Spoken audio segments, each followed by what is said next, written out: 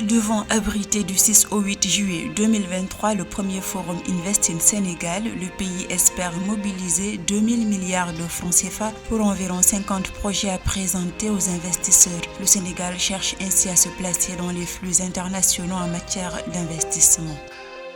150 milliards de francs CFA, c'est l'enveloppe mobilisée par l'État camerounais à la date du 30 juin 2023. Il s'agit d'une émission obligataire mobilisée auprès des investisseurs de la Bourse des valeurs mobilières de l'Afrique centrale.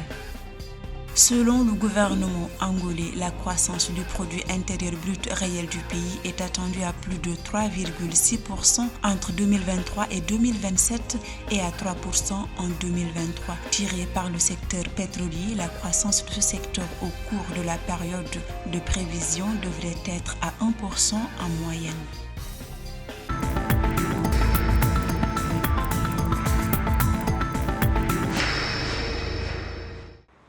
Le Sénégal ouvre l'accès à un marché commun de 300 millions de personnes en raison de sa position stratégique en Afrique de l'Ouest. Le pays cherche à se placer dans les flux internationaux en matière d'investissement. Ainsi, les secteurs clés de l'économie sénégalaise tels que l'énergie, l'agriculture, les technologies de l'information et de la communication, les transports et le tourisme présentent de potentielles opportunités d'investissement. Devant abriter du 6 au 8 juillet 2023 le premier forum Invest in Sénégal, le pays espère mobiliser 2000 milliards de francs CFA pour environ 50 projets à présenter aux investisseurs.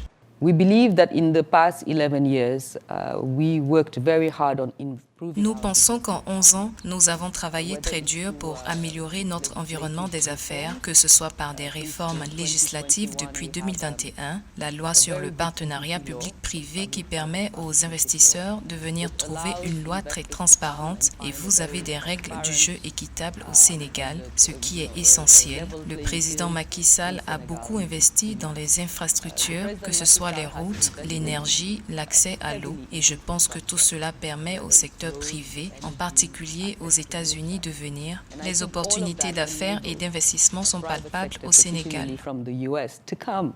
And look at all the business opportunity, invest and make some money. Le Sénégal peut être considéré comme une terre d'opportunités. L'exploitation prochaine du gaz et du pétrole dans le pays représente une opportunité d'investissement inégalée en Afrique. Quant à la destination touristique du Sénégal, elle constitue une attraction phare pour les partenaires et bailleurs. Le tourisme contribue en effet à hauteur de 6% au produit intérieur brut et génère 100 000 emplois selon les estimations faites en 2018. En matière de transport, le secteur est au cœur des stratégies de développement du pays. Des investissements conséquents ont permis l'expansion des réseaux nationaux et transfrontaliers dans une approche multimodale, sans oublier le réseau de télécommunications du pays très efficace et entièrement numérisé. Nous allons faire venir beaucoup de banques, beaucoup de partenaires techniques et financiers, beaucoup de fonds d'investissement qui seront là et qui auront des rencontres B2B avec tous ceux qui sont porteurs de projets et qui cherchent à être financés. Il y a le secteur du oil and gas, il y a le secteur du tourisme,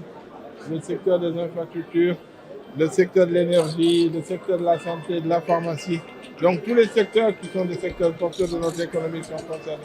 En outre, le secteur agricole sénégalais offre de grandes opportunités d'investissement. Le pays dispose d'un grand potentiel agricole avec 349 000 hectares de terres irrigables.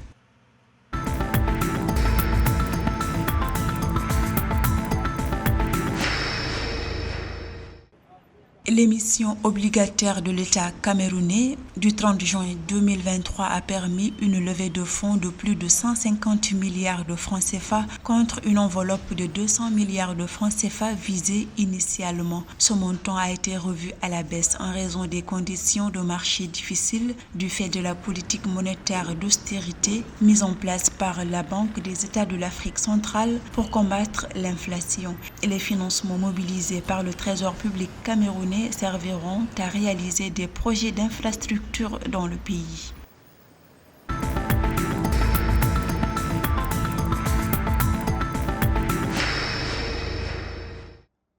En Angola, la croissance économique devrait atteindre plus de 3,6% entre 2023 et 2027 selon le ministère de l'économie et de la planification. Pour cette année 2023, le pays d'Afrique australe table sur une croissance de 3%. Ces perspectives favorables seraient principalement le fait du secteur pétrolier du pays. En 2022, l'Angola a mobilisé 17,18 milliards de dollars de recettes supplémentaires générées par le secteur.